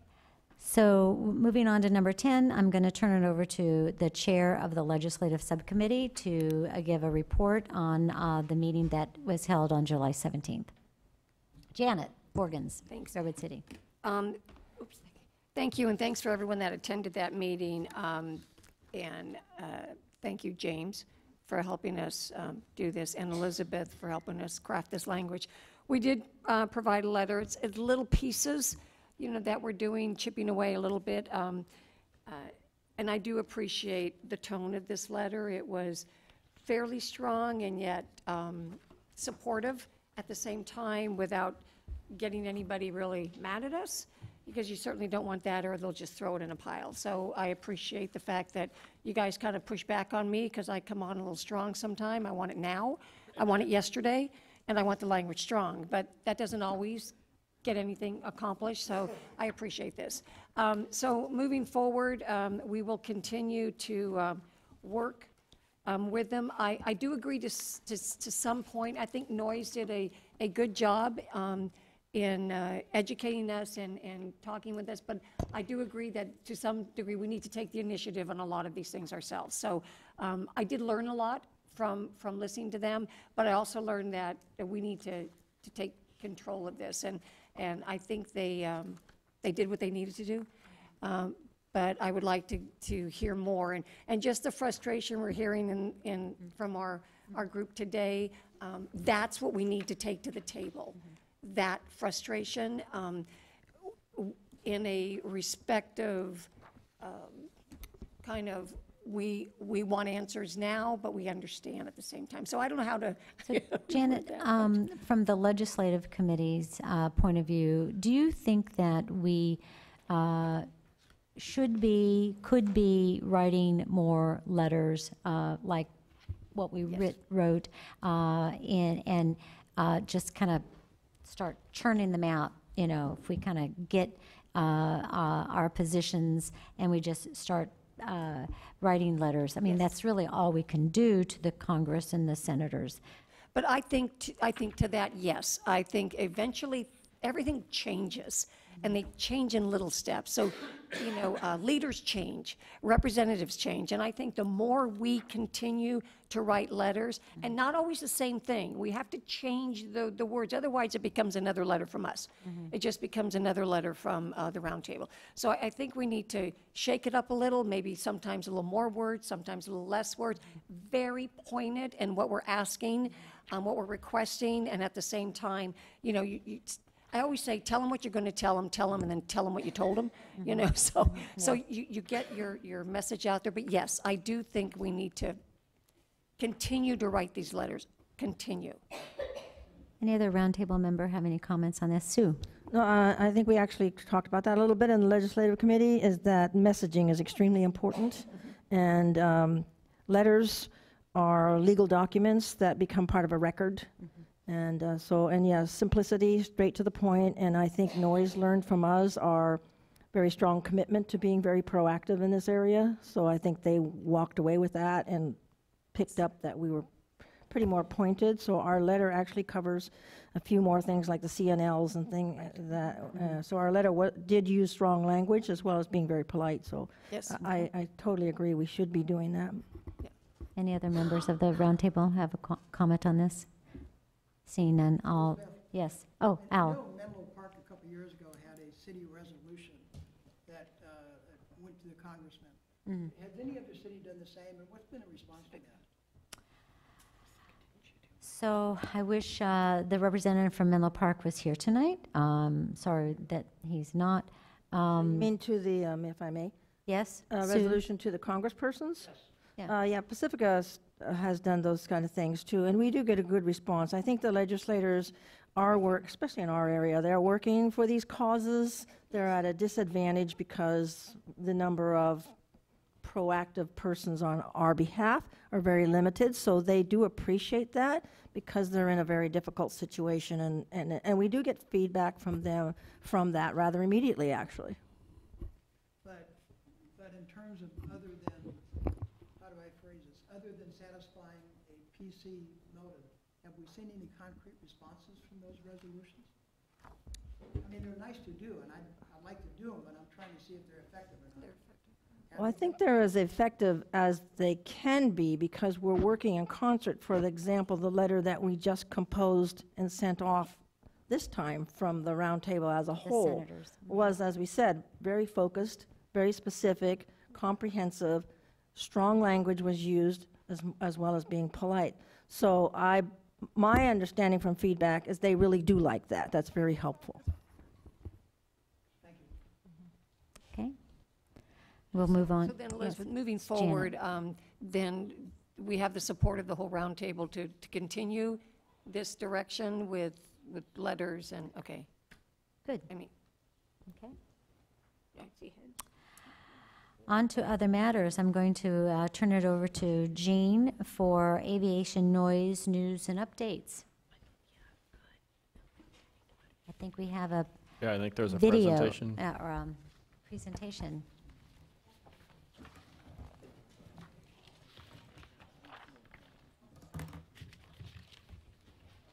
Got to wake up the machine a little bit. What? It likes to go to sleep. When I read this, and granted I wasn't there because I was waiting for Andy. I think it was labeled noise news or. Except this one. But it's a good letter.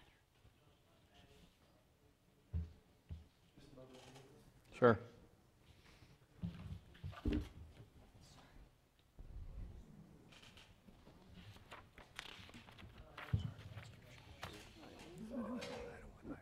You know where it is. Go through that door to your right, keep going. I saw it earlier. Okay.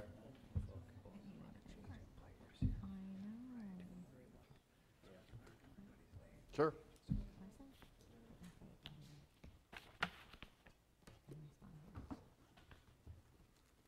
I could have got it. Thanks, Bert.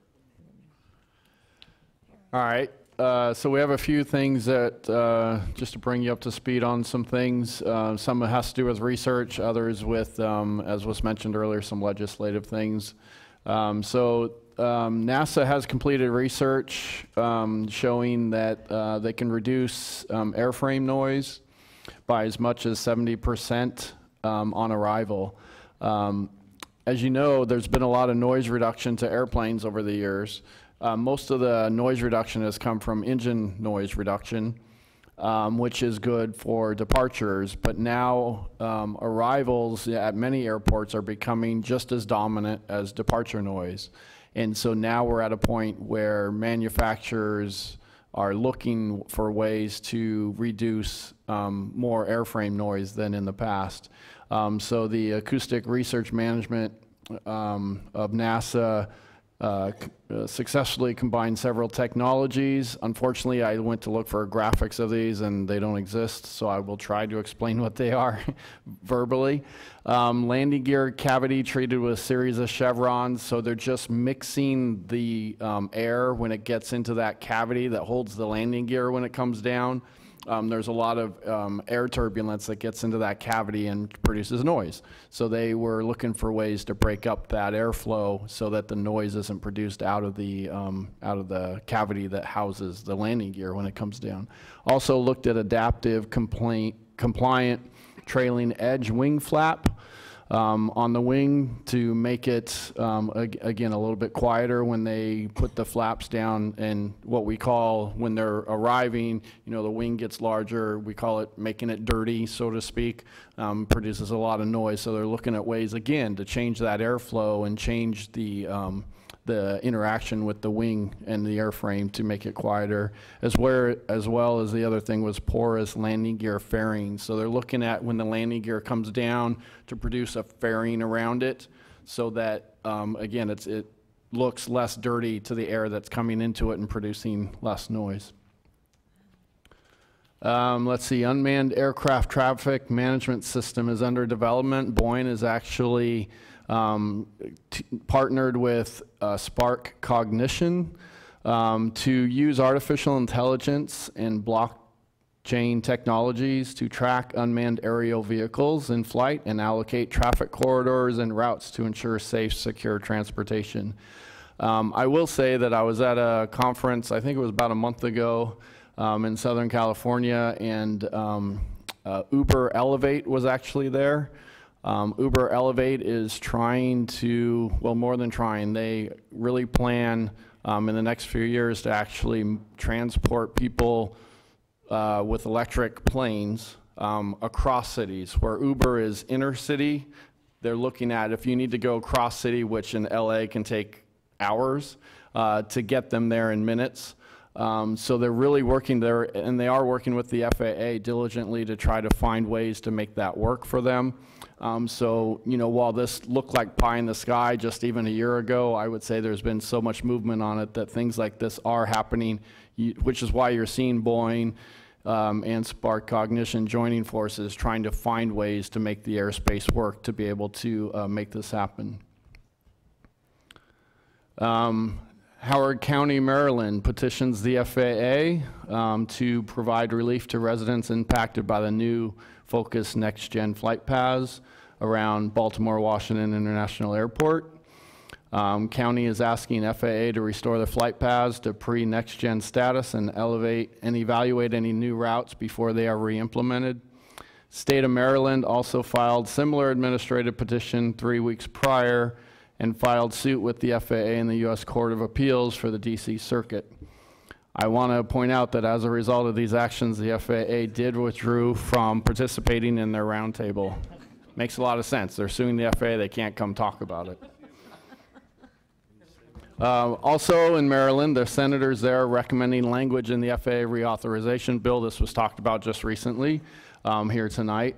So the senators from Maryland are working with staff of the Senate Commerce Committee to address next-gen noise impacts on communities. They have recommended, and these are not confirmed, but some of the potential amendments to the Senate FAA reauthorization bill. Again, you did hear earlier that the House has passed their version. It's now in the Senate to come up with their version. And there are things in there such as noise dispersion, 21st century noise monitoring, they're calling it, so ways of better monitoring aircraft noise, and cumulative impacts, some of the things that are actually in the reauthorization bill. And I would say that it's been a while since we've had this much attention in the reauthorization bill on noise, probably since the phase out of stage 2 aircraft, actually, so it's been a while. ACRP has their list of projects out for fiscal year 2019. They put it out that there are 21 projects. One project directly addresses aircraft noise, and more importantly, directly addresses next-gen flight procedures. The project is 0288, Techniques for Modifying Next-Gen Flight Track Design to Reduce Noise Exposure and Annoyance. It's currently funded at $400,000, and the objective of the research is to identify viable techniques for considering both capacity, efficiency, FAA safety, those sorts of things, and community impacts when modifying next-gen flight tracks. Army is actually conducting research of noise monitoring, trying to use machine learning models to help predict noise levels at sites, but also between and beyond noise monitoring locations. So you can use the actual noise monitoring data to predict noise in between and further beyond. They're currently assessing the accuracy of some of those models and exploring practical implications of implementing approaches in real-time systems. So, in the end, if this research proves valuable, noise monitoring systems around airports may very well change. There is some more research on non-auditory health effects of chronic noise exposure. You remember a few meetings ago, Mary Ellen Egan from HMH came and talked about some of the things that are going on in that aspect. Well, there's a research going on with Sound Sense LLC and Tufts University in Boston conducting research on this, and they're reviewing most recent literature, but then also looking at the correlation between ill health and aviation noise. So those types of research continue. That's all I have for noise news. Thank you so much. That's a lot of information. It seems like there's a lot going on, and you know, I think the research field. So I have a question from Anne. When you're looking at the studies that are being done out there, terminology can make a difference. So I see some of those ones that could directly help those of the communities that live close to the airport. But are we actually looking at any of the, is there any research or studies being done right now for those airports that, and the communities near them that said we're giving away our rights to a curfew, or any actions in trying to bring a curfew back? Or if not, throughout the night, at least between 1 o'clock in the morning and 5 o'clock in the morning. Is there anything done at all for any kind of respite on arrivals and departures, except for, of course, emergencies? Well, there's actually a study, London Heathrow actually did a study a couple years ago now on respite, trying to change their nighttime runway use just for respite, so that, you know, this community this week would have these departures, this community this next week would have the departures. So they do have some results of that. I have not seen the results of that study, but I know that they did that. Other than that, there is legislation in the US that prohibits limiting access to airports.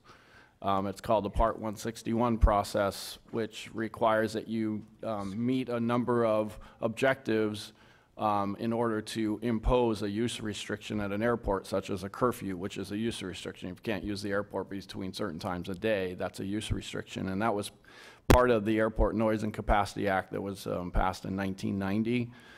So in the US, it's harder to come up with ways to, you know, implement curfews. In fact, this is my opinion only, but I believe Part 161 was written to never be successful, meaning that airports couldn't any longer restrict use of their airports.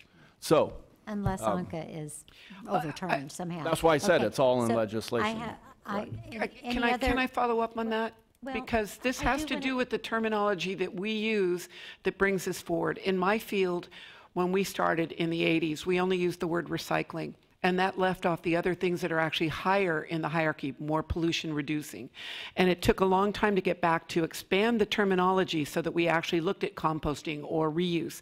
If we don't begin to use the terminology, we will never get the studies, we will never get the legislative action if we don't begin to ask for things beyond just what's in the flight on there. So that's my point. I'm looking forward to the new work plan item being there where we can identify the terminologies that we need to use so that we get the studies that give us the data to make the changes that we're going to have to do so that people can actually get some sleep at night. And I'm one of those that is up all night long from backblast noise.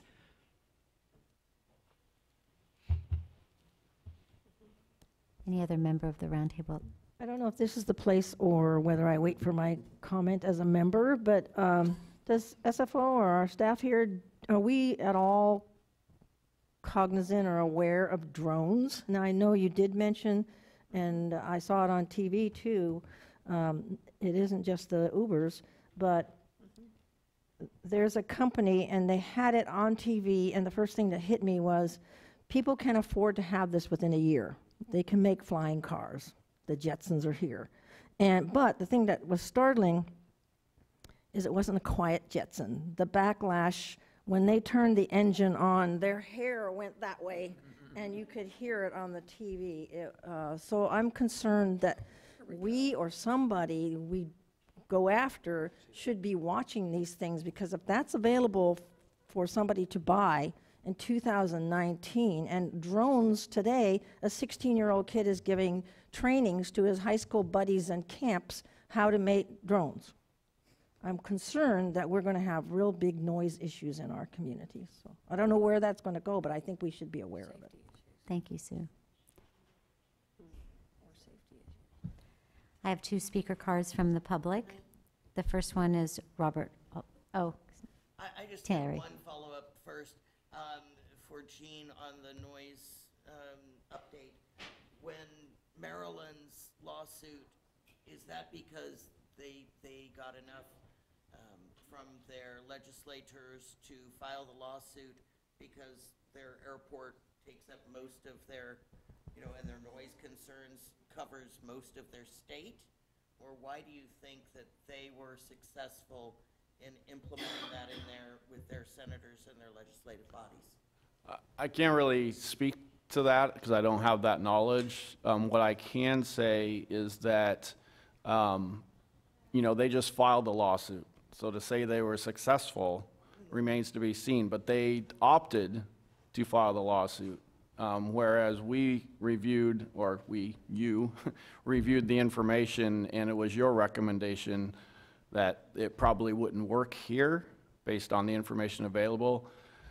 They went ahead and did it there. Not only the governor, but also the state of Maryland filed the suits. I think the state of Maryland and the governor are a little different than the community roundtable. Number one, we don't have any funds to file lawsuits, and so we're just, if individual cities like Portola Valley did file a lawsuit and it failed, citizens, Portola Valley citizens, excuse me, yeah.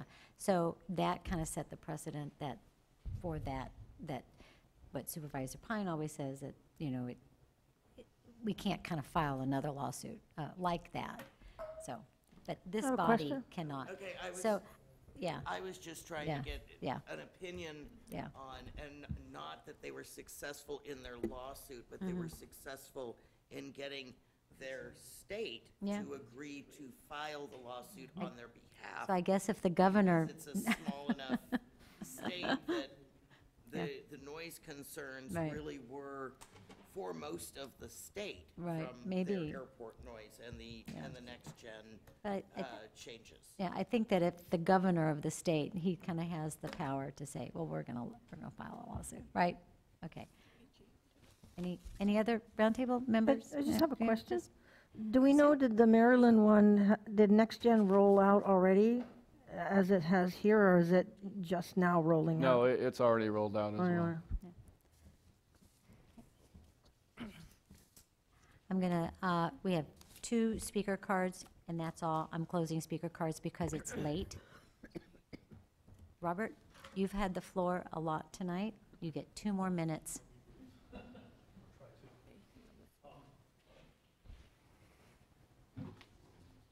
This last section, we've heard about drones and flying cars.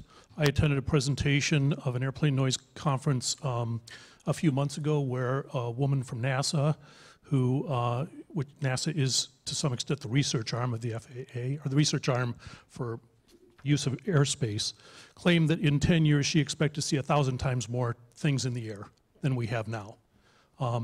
I'm unclear about whether the roundtable views drones and flying cars as part of your jurisdiction. If you are, I have a proposal which I would like to share with you, and which I'm working with Jerry Hill's office, Senator Jerry Hill's office, on regarding the jurisdiction of those things. That's my first point. The second point is I think you should be aware, as part of the update, that the bill before the Senate contains some really awful language with respect to the reintroduction of sonic booms. It basically says that either the FAA administrator does it in 3 years, and if we don't have a final ruling in 3 years, then all rules against sonic booms are gone. And the guidance to the FAA administrator is to set the sound level considering the loudest sounds that are acceptable for non-aviation purposes, which I would say is probably rock concerts. And it is also to be set considering what is economically feasible and technologically practical. So that's not sound-based, that's technology-based. So that language is really, really bad, and there's also language in the House bill to enable sonic booms.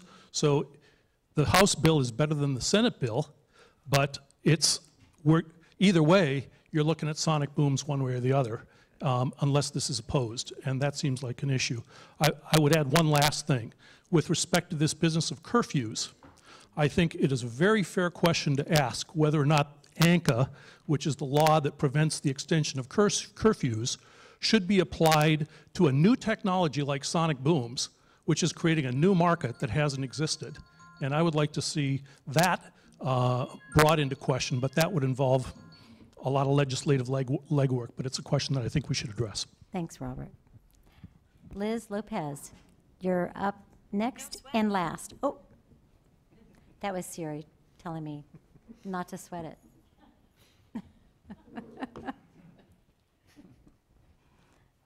There you go, Liz. So I guess I don't understand everything that's being talked about, but I wanted to make sure that in the new technology that that's being implemented, are they discussing vibration as sound? Is anybody doing any research into that, or is it just like regular decibels, trying to lower that, like from 65 decibels to like 50 decibels? And the reason I'm asking is because, sorry, but the reason I'm asking is because at night, even though sometimes the sound is a lot lower, it's just maybe like a lower frequency, and so it's like vibrating the house all night long. So even though the sound level may appear less to your ear, it's not necessarily less. I don't know if that makes any sense. Does that make sense, Jean? Okay. Yeah. Want me to? Can you just briefly? Most of the research going on is with aircraft is around noise at this point. Vibration is tended to be an outcome of the noise levels, and so no, they're not. Any research I'm aware of right now, and I could be wrong, but the research I'm aware of is looking at noise levels in terms of decibels. Okay. Thank you. Okay. So, moving on, our last agenda item is member communications and announcements. Any roundtable member have any announcements, any fun things that are happening in your life that you'd like to tell us about? Invite us to your parties, block parties. Well, I don't have a block party, sorry. But are we on number 12? We're on number 12, yeah. Oh, okay, good. Yeah. So I am concerned that the roundtable, you know, every 2 years we could have, and then maybe there's alternating cities, so we could have new people at the table, and some of them may be clueless, actually, of the strain that we've all been under. So I'm suggesting that a little synopsis and an update to the new appointees before they get here about our issues and our public concerns, so that they feel committed to really be here. I think tonight we have a full house, but sometimes we have a little quorum issue. That doesn't look good, not to have a strong SFO roundtable quorum, and some cities are not as impacted as others, but we're all in this together, and united we are stronger. So I would just suggest that there be a short but quick way so that new members really get the the oomph of the tension that's going on. Does that make any sense? So we do host a Noise 101 Right, seminar. but that's like how noise happens and all that stuff. That sounds, I agree with what you're saying. Procedurally, we cannot hold orientation meetings for every new member that comes on board. It is incumbent upon whoever gets appointed to this board to, number one, have the desire and the passion to submerge themselves and learn about it also. Right, I And you understand just have that, to but I do think that. maybe the legislative committee could take it upon ourselves to have a little blurb that we can pass out to each new member so they can So read it and be on. The website is, yeah. Yeah. The website is pretty informative, but if that's I'm something kind of you like can being kinda- really pointed, jab you in the ribs. You know? Okay, all right. Madam Chair? I have a, excuse me, I have a comment, excuse me. So, member communications, Atherton's having a summer concert on Thursday. Come on down to Hobart Palmer Park, and it's the Wobblies. The Wobblies? Somebody Clark and the Wobbles? Yeah, it'll be fun. We had it in the park. Bring a blanket, a bottle of wine, and have fun. Terry? Brisbane's having two events. Friday night is concert in the park, and it's Diego's Umbrella, Oh. starting at 6 o'clock, and they are smoking hot band. Smoking. And then Saturday we are having a kite festival at our marina, and the yacht club there is hosting hot dogs, and there's going to be quiet things in the sky with the kites. You Kites. hope. You hope. Wonderful. That's a lot of fun. We'll have fun with that. Any other members have something fun to announce? I only want to hear about something fun right now. Member communications. Right here. Yes. San Bruno's having music in the park on Friday, so you can come on down. It's a little closer, but Super. What time? 6 o'clock. In the evening? Yes. Oh, bring something warm to wear. What do you think, huh? Okay. us too. Anybody else? Janet? We have, every Friday night, we have concerts downtown, Redwood City. Yeah. We have them Wednesdays at our Stafford Park, and then Friday nights, we have, all through the summer, we have concerts downtown. Starts at 6, goes to 8. The drinking stops in the square at 8. Yeah, right, okay.